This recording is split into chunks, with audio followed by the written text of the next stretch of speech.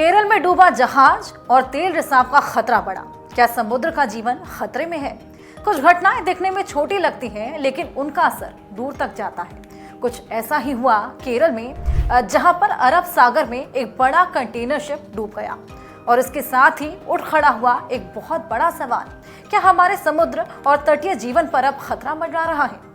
25 मई को एक कंटेनर जहाज MSC एल्सातीन केरल के कोच्चि तट से करीब 70 किलोमीटर दूर समुद्र में डूब गया।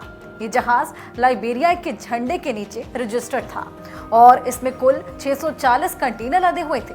शुरुआत में एक सामान्य हादसा लग रहा था, लेकिन जब जानकारी सामने आई कि जहाज में भारी मात्रा में तेल और साथ ही केमिकल्स भी मौजूद हैं और इससे समुद्री जीवन की जान को खतरा हो सकता है, समुद्र के अंदर की पूरी परिस्थिति व्यवस्था गड़बड़ा सकती है। ऊपर से जहाज में कुछ कंटेनर ऐसे भी थे जिनमें कैल्शियम कार्बाइड जैसे रासायनिक पदार्थ थे, जो पानी के संपर्क में आने पर ज्वलनशील गैस छोड़ते हैं।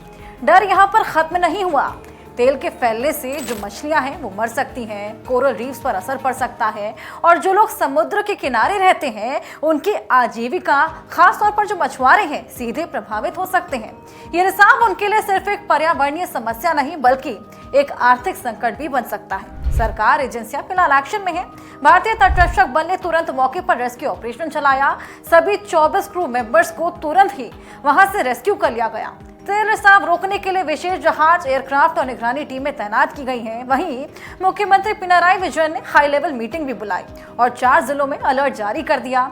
कोलम, एर्नाकुलम, अल्जुप्पा और तिरुवनंतपुरम। लोगों से कहा गया कि अगर कोई कंटेनर समुद्र में तैरता दिखे या फिर कोई भी संदिग्ध वस्तु दिखे तो उसे हाथ न लगाएं, बल्कि तुरंत प्रशासन को जानकारी दें। मछुआरों को फिलहाल समुद्र में ना जाने की सलाह दी गई है और ये घटना हमें एक बार फिर याद दिलाती है कि समुद्र के साथ हमारा रिश्ता सिर्फ पानी का नहीं, ये भोजन, आजीविका, भविष्य से जुड़ा हुआ है। जब एक जहाज डूबता है तो सिर्फ कंटेनर नहीं डूबते, उसके साथ डूबने का खतरा होता है हजारों लोगों की मेहनत, पर्यावरण का संतुलन और हमारी जिम्मेदारी। इस हादसे ने हमें ये सोचने पर मजबूर किया कि क्या हम समुद्र को एक रिसोर्स की तरह इस्तेमाल कर रहे हैं या उसकी सुरक्षा को भी उतनी ही अहमियत दे रहे हैं। अगर समय रहते हमने ऐसे हादसों से सबक नहीं लिया तो आने वाला कल सिर्फ समुद्री जीवों के लिए नहीं, लेकिन हमारे लिए भी बेहद बड़ा खतरा साबित हो सकता है।